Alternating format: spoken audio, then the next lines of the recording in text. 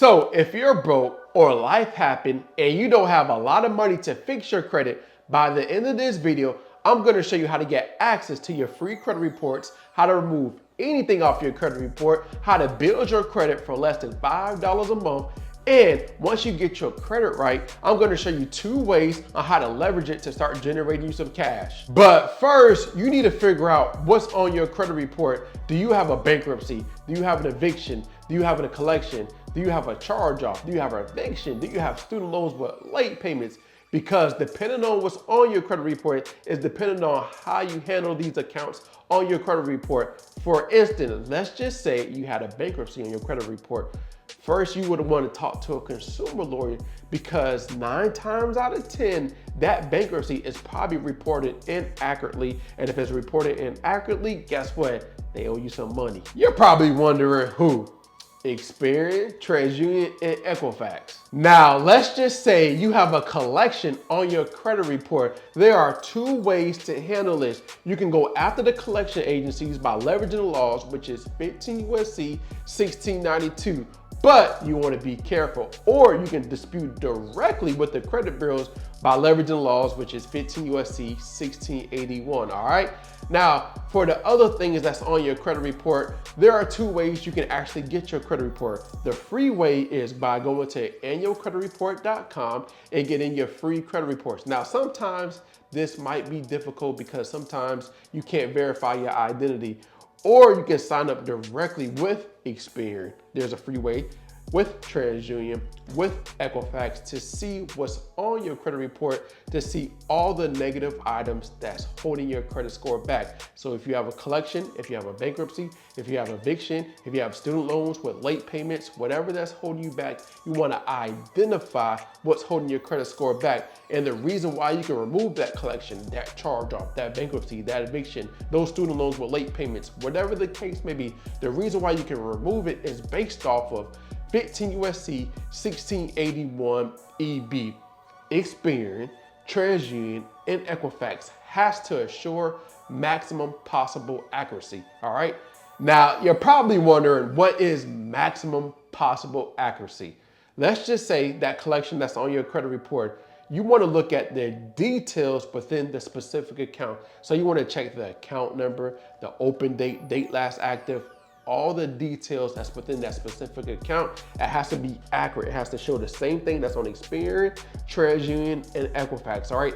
That's what assuring maximum possible accuracy is.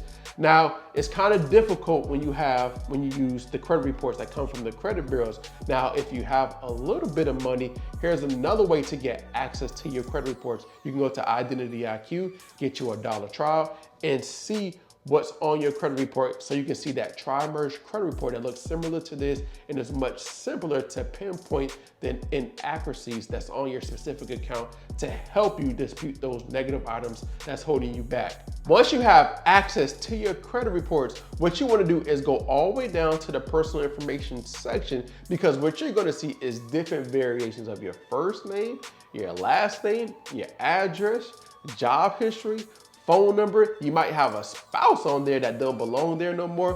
Whatever the case may be, what you want to do now is give Experian a call, TransUnion a call, and Equifax a call to remove or to dispute that personal information that's inaccurate, all right? Because you only want to have one name, one address, one phone number, one job description, or one job history on your credit report, all right? So just give them a call to remove that personal information. It should take less than 24 hours to remove that personal information, all right?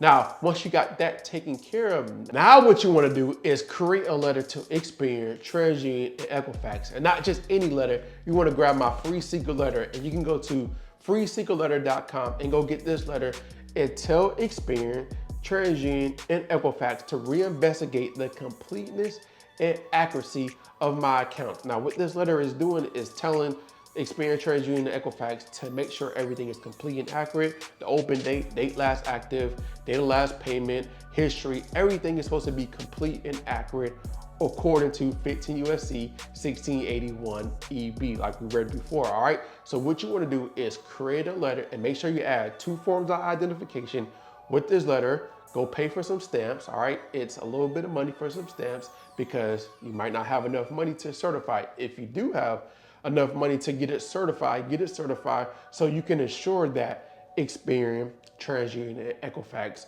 received your letters, all right? Now, after you send off your reinvestigation letter, you want to wait about 35 days.